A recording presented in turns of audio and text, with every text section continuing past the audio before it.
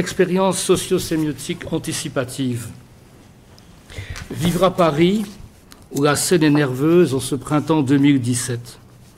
Les élections présidentielles battent leur plein depuis quelques mois et la lutte s'est resserrée pour le deuxième tour autour de deux candidats, François Hollande pour la droite de la gauche, Marine Le Pen pour la droite de la droite. La presse et les médias spécialisés s'ingénient à relever la discordance des programmes politiques.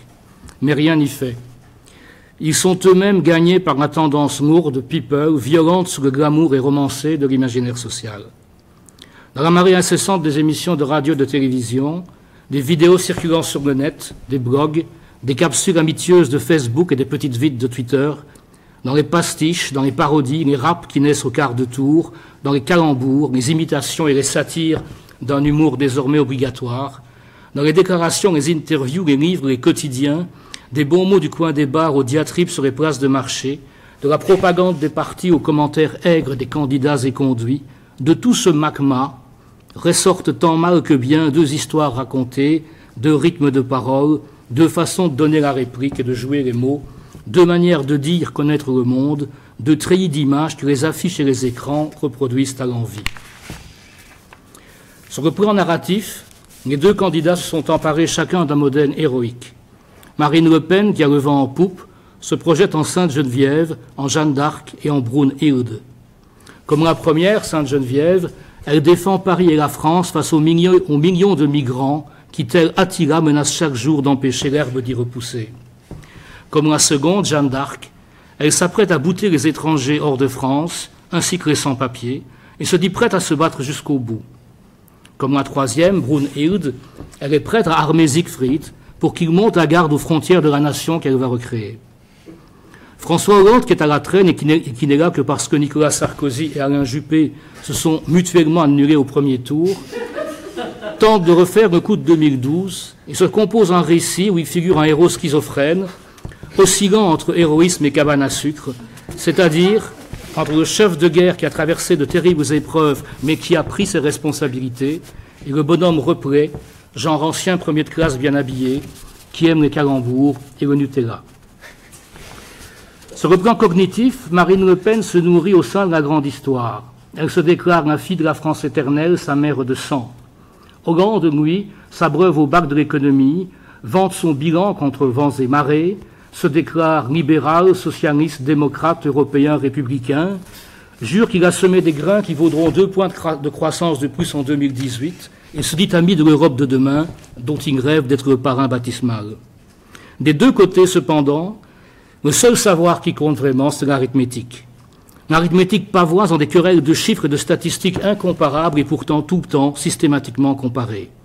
Cette mathématisation du social jure avec un autre savoir, cependant, celui tiré de la chronique médiatique et de l'histoire récente, où deux mots dominent, la peur, la sécurité.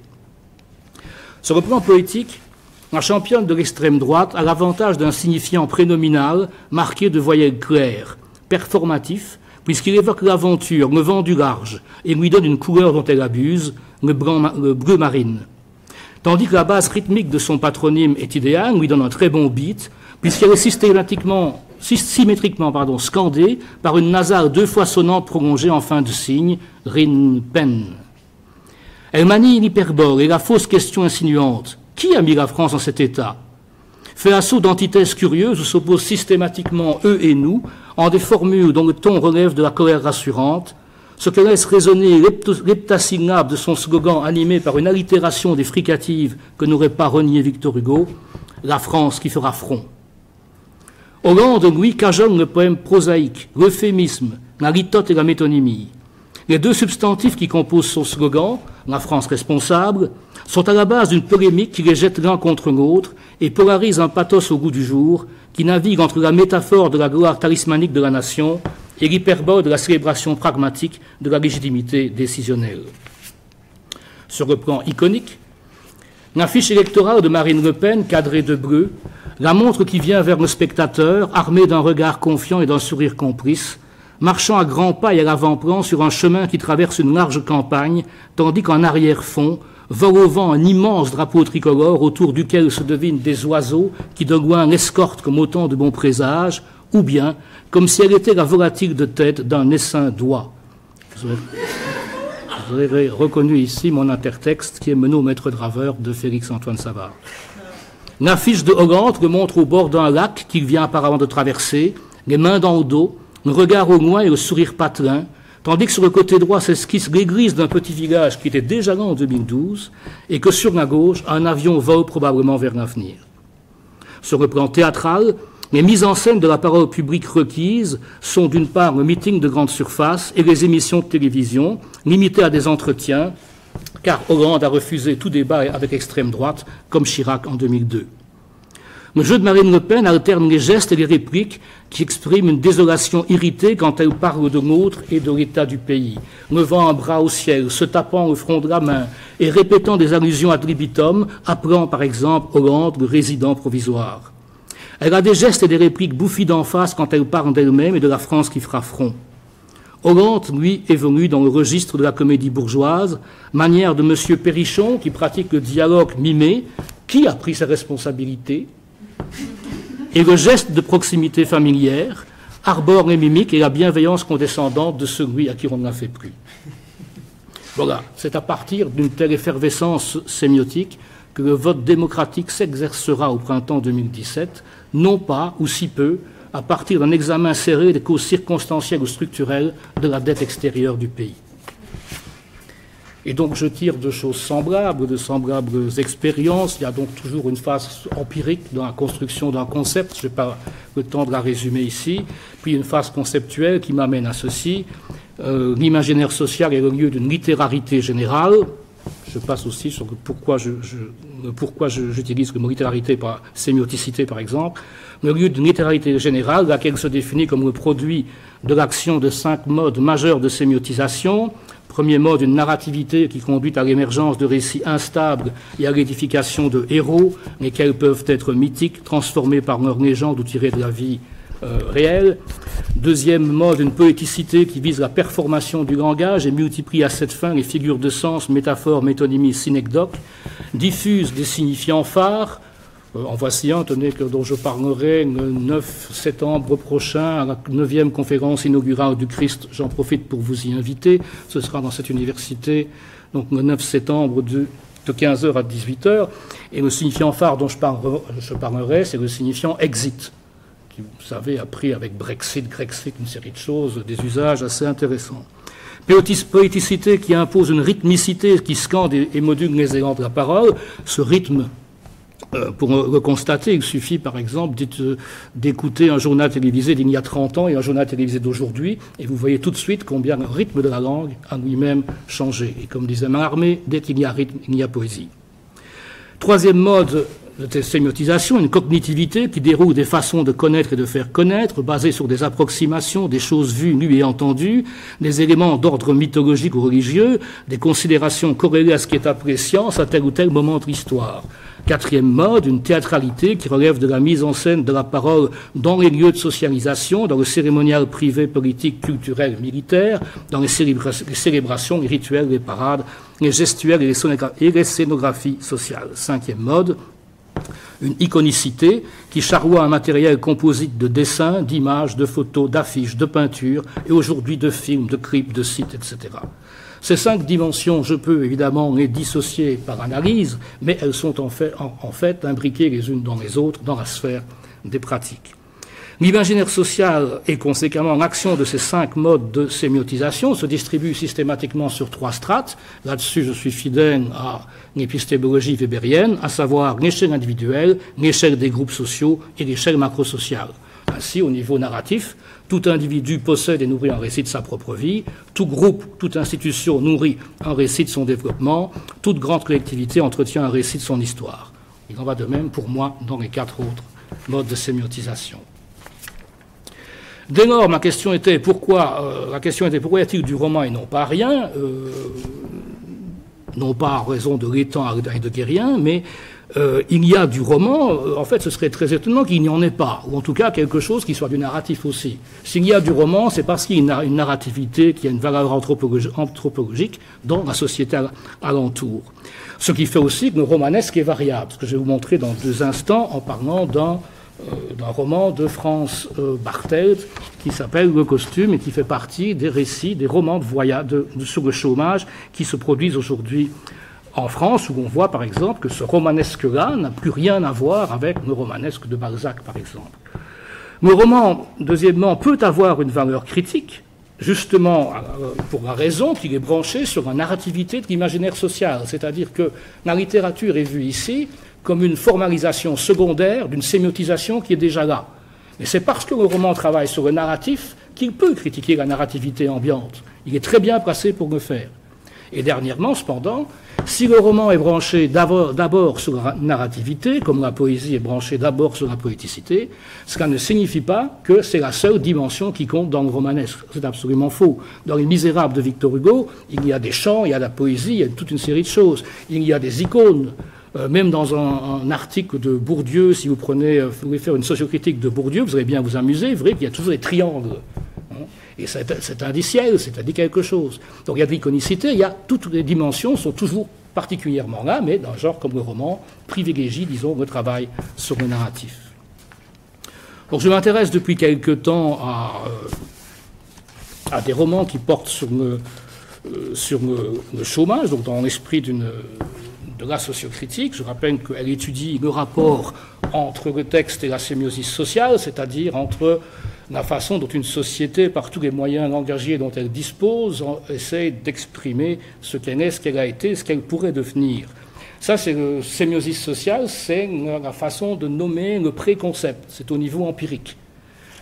À part ça, il y a différents concepts qui permettent de penser cette réalité empirique, des concepts qui sont partiels, comme sociolecte chez Zima, complexe discursif chez Régine Robin, etc., ou des concepts totalisants, comme le discours social chez Angenot, l'imaginaire social chez moi, la structure macro-idéologique chez Fossart, des choses semblables. Donc voilà, donc la sociocritique va prendre un dispositif sémiotique quelconque qui essaie de voir quelle est sa place dans un imaginaire social et la relation qu'elle entretient, que ce dispositif entretient avec l'ensemble donc de cet imaginaire. C'est pourquoi je dis souvent que la sociocritique est un sport de plein air, parce qu'elle part d'une mise en texte et de son examen, mais elle ouvre ça sur l'air du large qui constitue l'imaginaire social.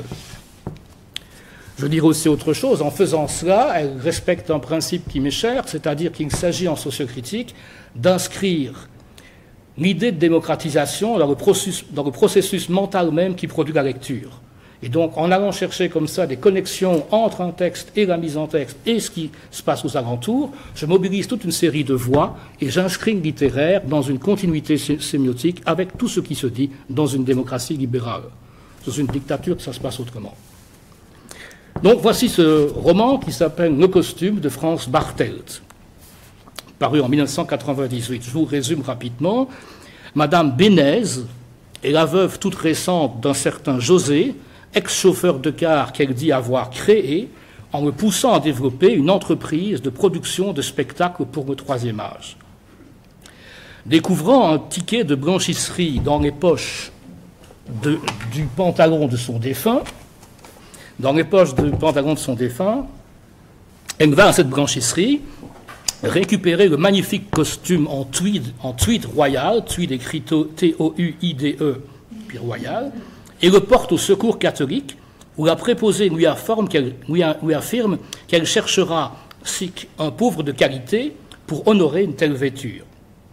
Quelques jours plus tard, Madame Bénez, Micheline de son prénom, croit voir son ancien mari José dans la rue. Mais évidemment, c'est un autre qui porte le costume de José. Cet autre s'appelle Augustin Benoît Scheurt, Scheurt écrit C-H-E-U-R-T-E, lequel est chômeur et donc a hérité du magnifique costume en question. Libidinale pratiquante, Micheline le poursuit de ses assiduités, sans que le dit Scheurt accueille ses avances. Néanmoins, ils se fréquentent, elle apprend à le connaître, il est fort un peu bizarre, il lui apprend un jour sa philosophie très particulière de la vie et sa conception du monde, j'en parlais tout à l'heure. Elle affirme être totalement d'accord avec lui et se déclare même sa disciple, que ne ferait-on pas pour une bonne partie de jambes en l'air. Entre-temps, cependant, puisqu'il faut bien que le corps exulte et puisque vraiment Augustin ne réagit pas, Elle se tape le vieux Charles que lui a imposé sa voisine Madame Bouffrette, elle aussi très horizontale de conviction. Micheline va jusqu'à essayer de violer Augustin Benoît Schört, mais elle ne parvient pas à ses fins tant il s'esquive. Elle finit par se fiancer avec Charles, avec le vieux Charles, et lors de la fête de fiançailles qui suit, Augustin Benoît Schört, qui a été invité, soudain prend fureur, il soupçonne Micheline de ne s'être intéressée à lui que pour récupérer le costume qu'il porte, et non pour sa philosophie somptueuse dont il croyait avoir convaincu. Déçu, il se déshabille, part en courant, tout nu, et va se jeter dans la Meuse. Alors, a priori, c'est un roman comme ça, disons, marrant, un peu léger, très curieux, comme une sorte un roman un peu léger, mais c'est bien autre chose. Et pour deux raisons, il attire l'attention. C'est d'abord, il est paru en 98. En 98, c'est entre 97 et 99, comme vous le savez. En 97, la France comptait 3 200 000 chômeurs. En 99, elle en comptait 3 millions. Ce qui permettait au candidat Chirac, à l'élection présidentielle de 98, de se présenter comme quelqu'un qui avait infléchi la courbe du chômage. Déjà, il y avait 200 000 chômeurs de moins, il y en avait quand même 3 millions, hein, mais bon, c'est un détail. Et donc là, des romans pareils se posent une question qui va devenir très intéressante par la suite, c'est comment mettre un texte au chômage, comment raconter l'existence d'un chômeur à une époque où la représentation du chômeur et du chômage est essentiellement une représentation statistique. Deuxième raison pour laquelle il faut s'intéresser à ce roman de près, c'est que la sociocritique a pour habitude de prendre en compte la transversalité des relations sémiotiques entre les signes, de même d'ailleurs que quand elle pratique l'examen de l'imaginaire social, ce qui compte c'est les mouvements de sens qu'il faut aller chercher. Eh bien ici c'est bien le cas, il y a une convertibilité des champs sémantiques et des isotopies qui se passent entre le chômage et l'amour, et donc la relation ratée sur le plan érotique entre Augustin et Micheline. Bon, je vais faire ça très scolairement, mais si j'écrivais le texte vraiment, bien entendu, je ne passerai pas mon temps à donner les catégories comme ça. J'écrirais avec, je l'espère, en tendant à rejoindre mon maître Gilles Marcotte comme grand prosateur. Mais bon, disons scolairement, je dis, du côté de la poéticité, que se passe-t-il?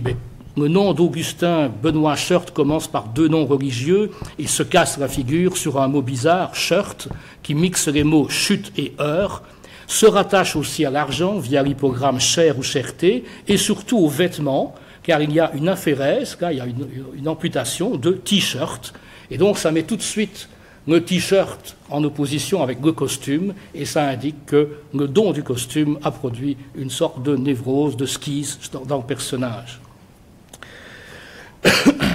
Le recouvrement de peau luxueux, qu'il ait été offert par un organisme de charité auquel il a été donné par une bonne bourgeoise dont le défunt mari était un entrepreneur en pleine ascension, il venait de conquérir le marché départemental, ce phénomène-là bizarre inscrit dans le texte une image de la désindustrialisation en cours du pays et désigne que la forme d'aide qui est offerte aux chômeurs est dorénavant considérée comme une charité publique, non pas comme un droit. Se reprendre la narrativité, et la non-histoire du non-amour qu'Augustin Benoît Schört vit avec Micheline doit aussi être lue comme le résultat d'une castration sociale que le texte associe au chômage. Schört vit décalé dans un monde qui est un vaste marché, il y vit blessé, dénué de tout récit de vie personnelle, et il n'y a sinon un récit comme ça absurde, vous allez voir pourquoi dans 2 secondes, et il n'a aucun récit collectif, que ce soit au niveau des groupes ou au niveau macrosocial, pour rattacher sa propre condition. En tout cas, le texte le montre systématiquement absolument solitaire et sans référence comme ça extérieure sur le plan narratif. Toujours sur le plan narratif, tous ceux qui ont un jour travaillé sur les représentations de la pauvreté et des écarts de fortune aperçoivent immédiatement que les initiales du nom d'Augustin Benoît Schört sont ABC. Et l'ABC, dans la tradition du roman réaliste, du roman social, c'est le surnom du peuple, celui des misérables au sens économique et non moral du terme.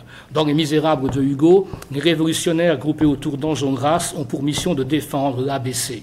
Ici, cependant, l'ABC, ce n'est pas le peuple, c'est un chômeur tout seul, portant son déclassement comme on porte un habit ou le maquillant sous un habit, mais ici aussi portant dérisoirement le signe même de la sanction sociale qu'il subit et qu'on lui administre au sens propre. Chômeur qui est ainsi le nouveau paradigme figurant au centre du complexe représentationnel de la pauvreté, où il a pris la place du travailleur qui était là dans les années, par exemple, 70-80. Du peuple à Augustin Benoît Schört, qui est seul comme un cactus, le glissement est effarant et indique la disparition de tout récit collectif d'émancipation sociale. Sur le plan de la cognitivité, le nom lui-même respecte l'ordre alphabétique et projette en conséquence sur le sujet la névrose qui est constitutive de son rapport au monde social. Cette névrose en est une de sublimation absurde de sa condition grâce à un savoir inouï, une véritable philosophie du monde qui lui est propre et qu'il a essayé donc de transmettre à Micheline. Augustin juge en effet que le monde est livré au chaos et à la manière d'un fou littéraire, il a l'idée de vouloir changer les choses et de leur redonner un ordre. Ce passage du chaos à l'ordre, il le réalise expérimentalement dans son appartement. Je vous cite comment ça se passe. Le logement était stupéfiant. Il y régnait un chaos d'une invraisemblable rigueur. Tout était rangé, mais rien ne semblait à sa place. Il y avait des piles d'objets hétéroclites, des serviettes éponges mêlées à des livres, des ustensiles de cuisine à côté d'une collection de chausse-pieds, des briquets dans des bassines dans la baignoire, des pattes de lapin accrochées avec des pinces à linge sur une corde pendue au tuyau du toile.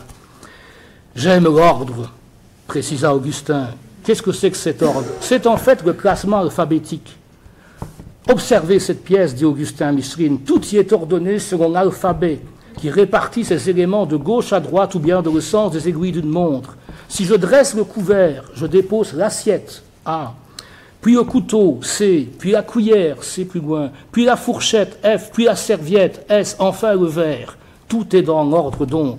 Nous sommes des dictionnaires, mais les mots que nous avons attribués aux choses qui nous entourent, pour valables qu'ils soient sur le plan esthétique, ne correspondent pratiquement jamais à la hiérarchie alphabétique à laquelle sont assujettis les objets, les vivants et les dieux. Et le monde est devenu illisible, Micheline. Personne ne le comprend plus. Voilà la philosophie donc d'Augustin. Donc le savoir d'Augustin s'oppose absurdement à quoi? Au savoir dominant qui le caractérise dans l'imaginaire social, c'est-à-dire à l'économie, au calcul des probabilités, à la statistique.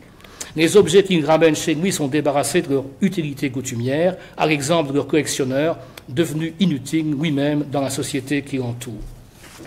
Je vais passer quelques petites choses. Sur le plan de la théâtralité, je passe ce que j'aurais eu à dire, mais disons que nous sommes ici dans un accessoire qui est le costume, donc il y a un jeu aussi du personnage qui est présenté exactement comme s'il était un acteur de théâtre et de comédie. Je termine sur l'iconicité, où là je vais prendre encore 2 minutes peut-être pour vous dire ce qu'il y a, parce que ça me conduit à un élément qui fait la joie de tout chercheur, c'est d'arriver à trouver à un moment donné dans ce qui l'entoure une des raisons qui justifie l'interprétation du roman qu'il a trouvé. Un véritable bonheur que je crois que je dois à un monsieur que je n'aime pas beaucoup, mais soit. Donc sur le plan iconique, d'une part, le roman oppose l'image du chômeur costumé et l'homme nu, celui qui va se suicider après avoir jeté son costume par terre. Deuxièmement, sur le plan iconique, deuxième image, il y a une image latente, c'est que le roman est habité en permanence par le fantôme de la courbe du chômage et des statistiques. On le voit à divers éléments, je vais vous en parler. La rupture définitive entre Augustin et Micheline survient après une soirée alcoolisée où Augustin apprend donc qu'il porte le costume de l'ancien mari de Micheline. Lui qui croyait qu'elle l'adulait en raison de sa brillante théorie de l'alphabétisme, qu'elle lui avait dit accepter, tombe de haut et se dit alors donc que c'est en raison du costume qu'elle voudrait récupérer, qu'elle voulait le circonvenir. Que fait Augustin? Il tombe la veste et le reste, se retrouve bientôt nu, déclarant alphabétiquement Adam, première lettre, premier homme. Me voilà donc tout nu comme Adam. Ça m'a rappelé tout de suite la phrase de Freud, l'anatomie c'est le destin, car Augustin Benoît Schört regagne en effet là son destin en se débarrassant des apparences et en refusant de jouir du seul pouvoir qu'il aurait pu avoir, s'il en avait été conscient, celui de la séduction. Seule la séduction, disait Baudrillard, s'oppose radicalement à l'anatomie comme destin. L'image d'Augustin dans son beau costume est ainsi une allégorie du capitalisme de séduction et de sa représentation qui maquille systématiquement tout objet, quel qu'il soit, en apparence de richesse, afin de le vendre à toutes les bourses possibles. J'ai sciemment obligé de vous confier un détail. Que faisait Augustin Benoît Schört avant d'être mis au chômage? Il travaillait dans un institut de statistique. Et que dit-il à Micheline et à l'Assemblée au moment de les quitter? Cette phrase étonnante: Statistiquement, je ne peux que vous dire adieu. Et de s'en aller immédiatement se jeter dans la Meuse. Retournant à son destin, le personnage va ainsi à la mort, ce qui équivaut au chômage à la figure imposée d'un suicide social, et ceci associe le savoir dominant, la statistique, à un adieu à la société salariale. Et ce qui m'a ravi, c'est de voir, le vendredi 27 mai 2016, interpellé à Lunel, dans l'Hérault, dans la région de Montpellier, au sujet de la loi travail par des grévistes, Emmanuel Macron dit à un type qui l'interpellait « Vous ne me faites pas peur avec votre t-shirt. La meilleure façon de se payer un costard est de travailler. »